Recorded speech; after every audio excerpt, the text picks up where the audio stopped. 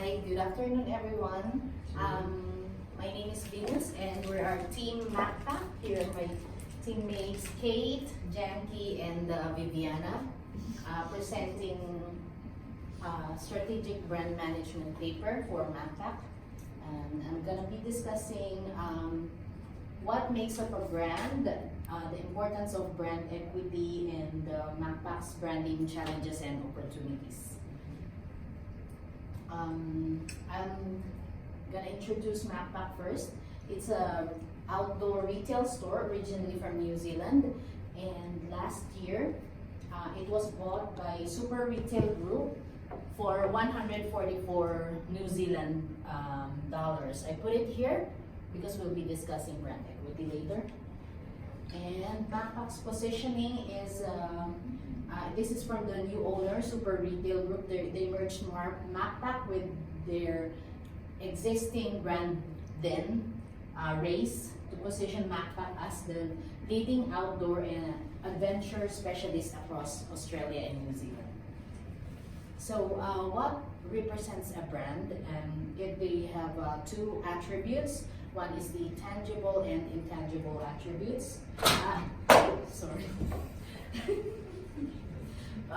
Under tangible, just like the word itself, something that you can see and touch. And so these are the actual products, the retail outlets, the promotions, the advertisements, the factories, and the employees is part of the tangible elements. And the intangible is a corporate, personnel, and environment. Their policies, the culture of the company, the organization, ideas and beliefs, the philosophy, media reports, and so these two make up the brand and therefore contributes to its equity.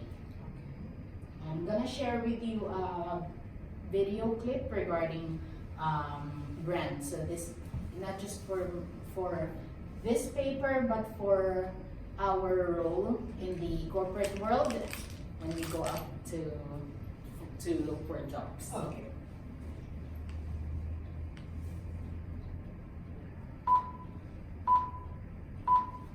What is a brand? A brand is the difference between a pair of running shoes and a pair of Nikes. A brand is what people feel about you, your product, the service you provide, or your organization. It's part rational, but mostly emotional. People will forgive a strong brand if it makes a mistake. Remember New Coke? Likewise, people won't forgive a weak brand if it makes a mistake. Remember Gateway Computers? We thought so. So, what is the secret of a strong brand? The answer is surprisingly simple. Focus. I'll say it again. Focus. Great brands stand for something. Not a lot of things. One thing. For decades, Swedish car maker Volvo defined their brand with a single word. Safety. Well, it seemed to work for them. Sometimes you have to think beyond the category to know what you stand for. Harley-Davidson makes motorcycles. Want to guess what they stand for? Freedom. Not a more powerful engine, not a more reliable bike or a smoother ride. Freedom. Brands are experiential. Take Starbucks.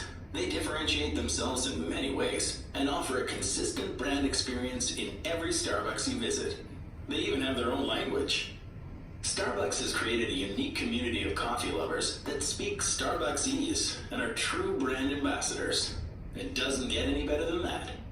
Starbucks had realized they weren't in the business of serving coffee. They were in the business of serving people. So, can you put a monetary value on a brand? The people at Interbrand Research can. Remember the fine folks at Coca-Cola we mentioned earlier? Care to guess what their brand is worth? That's right. According to Interbrand, about 61% of the value of the Coca-Cola Corporation is brand. That's a lot of cash. Here's the monetary value of some other brands you'll be familiar with. So a brand is worth protecting and nurturing. But how? Here are a few key points to help maintain or even grow your brand. 1. Be different.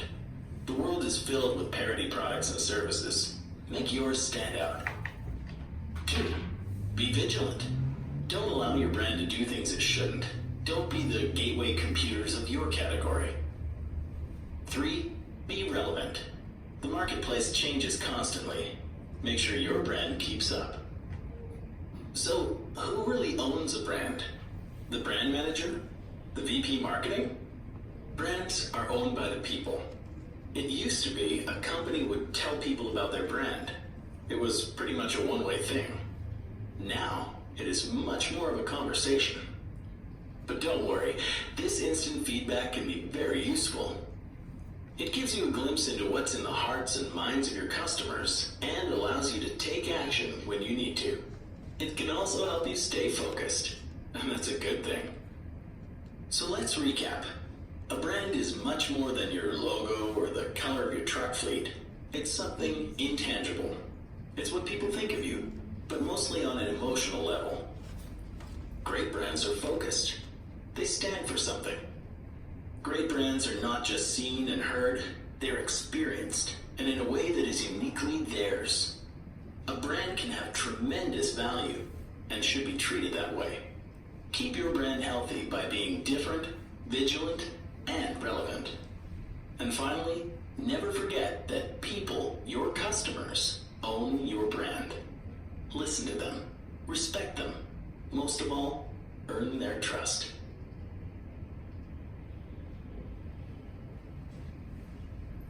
Now I'm gonna discuss the importance of brand to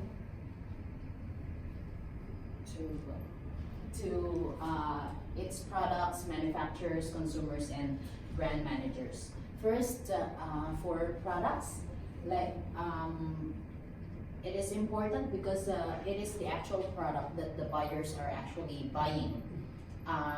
So for MACPAC, since they promise to deliver, like for example, if you buy a down jacket and they promise that it's gonna be a warm jacket when you're hiking, when you're camping, then your product should deliver those the promise. Second is manufacturers. I think the biggest importance that if you have a strong brand, is the trading power that your company can have for manufacturers. You don't have to pay a lot for some. You can practice the, what do you call that? When you produce a lot, you can, yes. You can take advantage of that so that your economies of scale, so that you can pass your product to a lower price to your consumers. And so for consumers, it is important because without a brand, we cannot distinguish what are the brands that we like from the brands that we don't like. Like for example, for MACPAC and its competitors, if without those logos, they all look the same. We wouldn't distinguish which one we like and we don't like. So it's the brand is very important. And for brand managers, it's their life, of course. So it's very important that they create the brand. They create the brand and they increase its equity. And now I'm gonna discuss the branding challenges for MACPAC. First, build a digital strategy. It's very essential nowadays because of this era, because they already have a digital strategy, but I think it's not that strong yet. And if they make a stronger digital campaigns, I think their brand awareness and their equity can still increase. And maintaining brand relevance, it's also a challenge because brand marketers should never stop thinking of a new way for people to to go to their shop or create events or something, because if people forget about your brand, then you will run out of business. So creating new subcategories, I think this is also important for MACPAC, because to maintain relevance and to create new you have to create new categories. That's why we have brand idea failures. That's why we have those failures. Even Colgate still think of new extensions because they want to be relevant. And these are the opportunities from MACPAC. First is the recognition and loyalty. I think MACPAC is, yes, it is known here and also maybe in Australia, but not that much. I think honestly Kathmandu is more popular than MACPAC. So it's a huge opportunity for them. Image of size is like creating big, like making people think that your brand is big, so they will believe that it's big, and you will be big. So image of quality, this one is, MACPAC's already doing great with this one. They just need to make people see this, that they're into quality, that they're not giving or selling. There's really a timer. And so there's really they do not sell low quality products. And that's it. Thank you.